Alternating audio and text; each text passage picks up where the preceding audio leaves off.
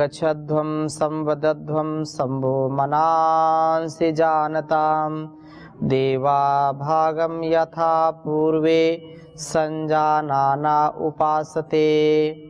प्रेम से मिलकर चलो बोलो सभी जानी बनो, पूर्वजों की भांति तुम कर्तव्य के मानी बनो, पूर्वजों की भांति तुम कर्तव्य के मानी बनो। ओम शांति शांति शांति। हम सबके मार्गदर्शक, प्रेरणा स्रोत, हम सबके आदर्श परम पूज्य श्री स्वामी जी महाराज तथा आयुर्वेद शिरोमणि परम पूज्य आचार्य श्री जी महाराज, श्रद्धामयी पूज्या दीदी माँ, और यहाँ पर हमारे राज्य प्रभारी आदरणीय दिनेश जी, आदरणीय हमारे दत्तात्रेय जी, आदरणीय संजय जी, श्रद्धामयी हमारी बहुत ही ऊर्जा से परिपूर्ण और विनम्र गुरु भक्त आदरणीय संजीवनी ताई जी, और यहाँ पर उपस्थित सभी हमारे जिला प्रभारी और ये सभी जितनी माई और जितनी ताई बैठी हैं, बहुत बहुत प्रणाम आपको।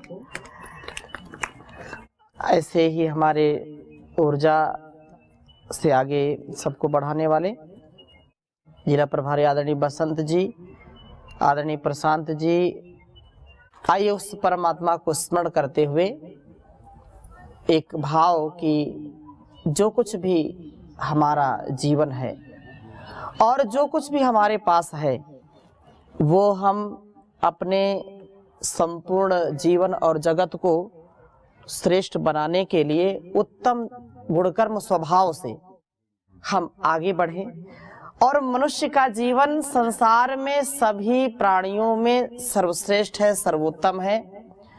उसका जितना भी गुणगान करें, जितना उसका ध्यान करें, वास्तव में उतना कम है, क्योंकि वो कण कण में विद्यमान है, हर क्षण हर पल हमारे अंग संग है। वो गुरुओं का भी गुरु है, उसके बनाए गए विधान संविधान से ही हमारा जीवन और जगत चलता है। मूल रूप में हम साधक हैं, मूल रूप में हमारी साधना सेवा, सत्कार, परोपकार, सदाचार, सद्व्यवहार है। संसार के व्यापार तो करने ही हैं, क्योंकि इनके बिना भवपार हो नहीं सकते। ये शरीर आया है तो माता पिता से आया है, तो एक कर्तव्य किसके प्रति है? माता पिता के प्रति है।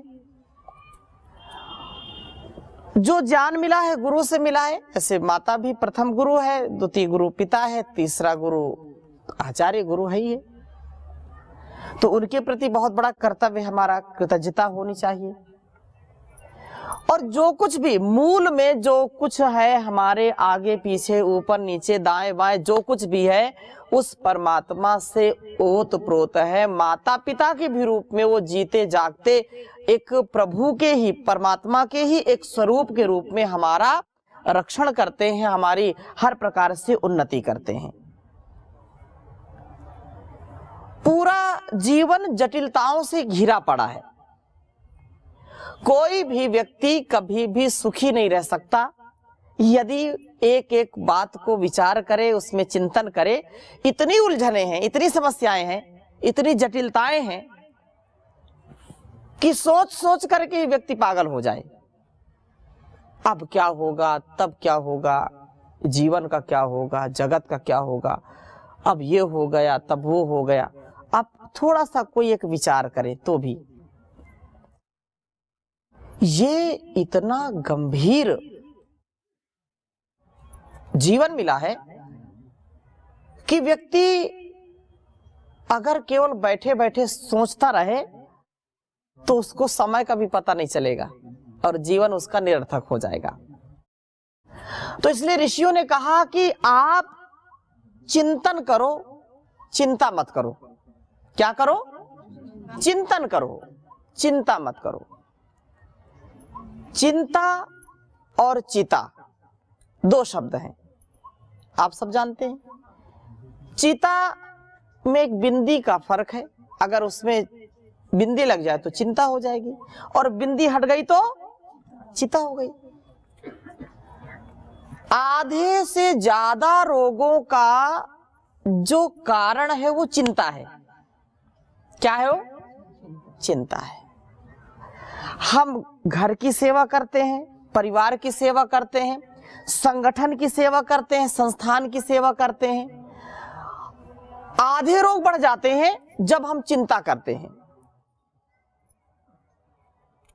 विद्यार्थी काल में तो कोई चिंता नहीं होनी चाहिए, बच्चा है उसको चिंता नहीं होनी चाहिए, लेकिन उसको भी चिंता है, परीक्षा देनी है, उसको चिंता है कि नंबर अच्छे आने चाहिए, नहीं घर में खैर नहीं। जो माता है पिता है वो भी चिंता करते हैं घर परिवार कैसे चलेगा, और वो चिंता फिर आयुष्य को घटाती है। क्या करती है? आयुष्य को, हमारी उम्र को घटाती है। चिंता जिंदे व्यक्ति को जलाती है और चिता मुर्दे व्यक्ति को जलाती है। ये बिल्कुल सत्य है, यथार्थ है। इसलिए कोई भी आप कार्य करें, कार्य तो पूरे प्रामाणिकता के साथ ही होना चाहिए, पूरे पुरुषार्थ के साथ होना चाहिए। अब ऐसा नहीं कि कोई चिंता नहीं, देखा जाएगा, जो होगा, जो हुआ अच्छा हुआ, जो होगा अच्छा होगा, जो हो रहा है अच्छा हो रहा है, और कुछ नहीं करना, पूरी चिंता क्या करना, ऐसे नहीं। मतलब टाइम एंड टारगेट, लक्ष्य हमारा सुनिश्चित हो कि हमको ये काम करना है, इतनी अवधि में करना है, इतनी तेजस्विता के साथ करना है। पूरा एक, जैसे परमात्मा ने बनाया सब कुछ तो क्या अपने मन से बना दिया? उसने चिंतन किया है ना, चिंतन किया, इसको ऐसा बनाना है तभी तो बनेगा ना। और ये बोले नहीं ठीक है, जो बन रहा अच्छा बन रहा है, जो बनेगा अच्छा बनेगा। नाक कहीं पीछे लगा देता,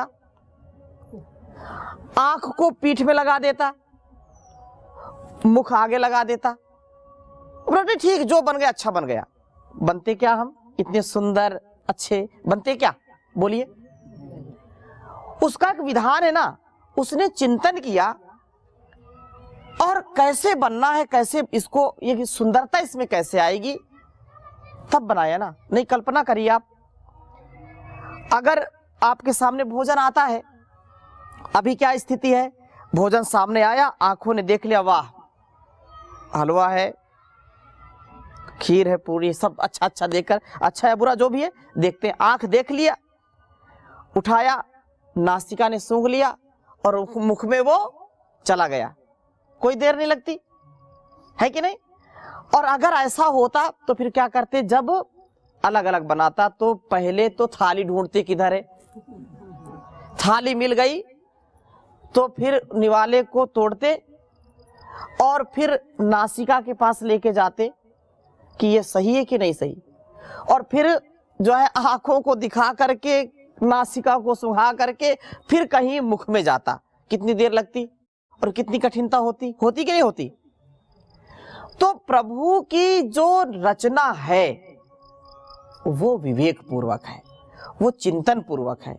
कोई भी पशु हो, पक्षी हो, एक एक कण, एक एक तिनका, एक तिल से लेकर के ताड़ तक, कण से लेकर के पहाड़ तक, उसने बहुत चिंतन पूर्वक बनाया। बनाया कि नहीं बनाया? बहुत सार्थक बनाया।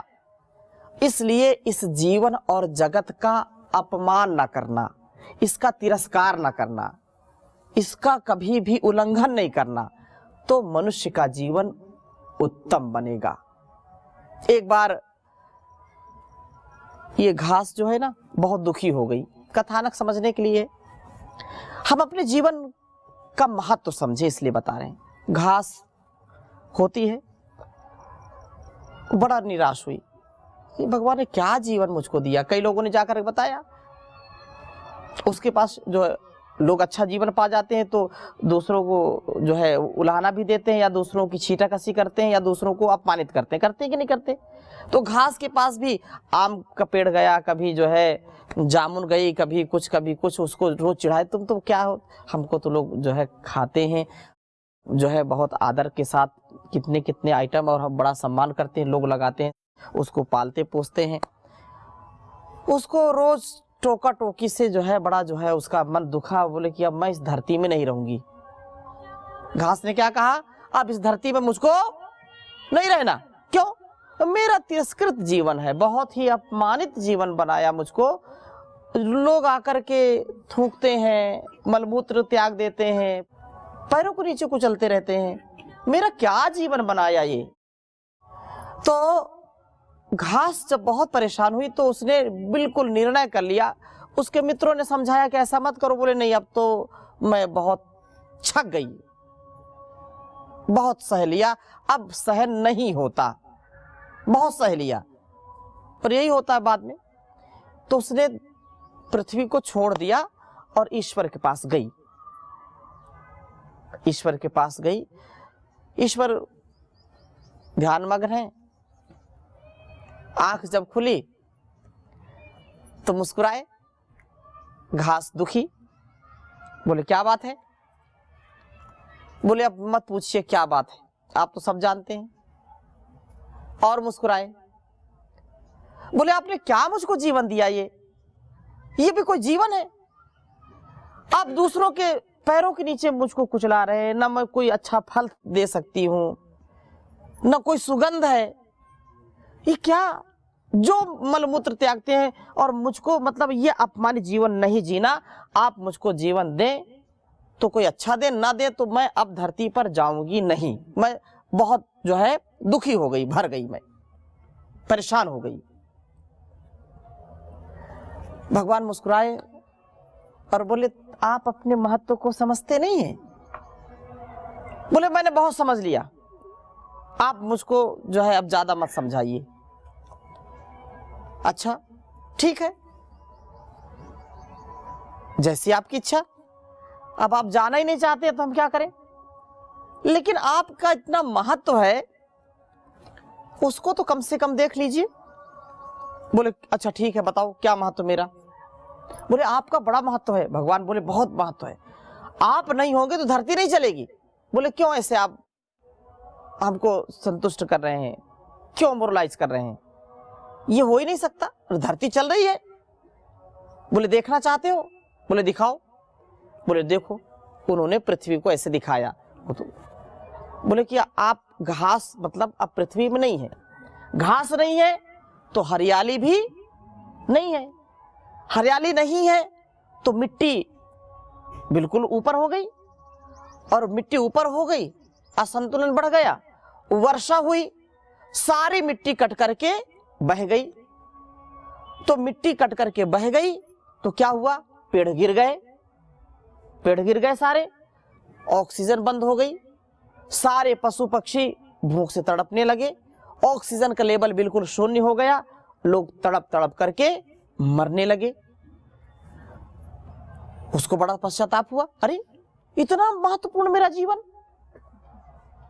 कि ये छोटी सी घास तिनका, इसका इस पृथ्वी पर कितना महत्व है। जो उदाहरण लोग देते हैं, अरे तुमको तो मैं तिनका भी नहीं समझता, ऐसा बोलते हैं ना, तुमको तो मैं तिनका भी नहीं समझता, घास भी नहीं समझता। लेकिन घास का महत्व इतना बड़ा है कि यदि घास ना हो तो पृथ्वी में सुख शांति चैन नहीं हो सकती, जीवन भी नहीं हो सकता। तो घास को बड़ा पश्चाताप हुआ, अरे इसका मतलब मैं ही रक्षा करती हूं इसकी। और बोले भगवान बड़ी गलती मेरे से हुई, मैं इतनी बड़ी उपयोगी हूं पूरे पृथ्वी के लिए, मेरे न रहने से इतना हाहाकार मच गया, मैं अब ज्यादा जो है इस पर नहीं रहना चाहती, मुझको भेज दीजिए, सेवा कम से कम लोगों के जीवन की रक्षा तो हो सकेगी।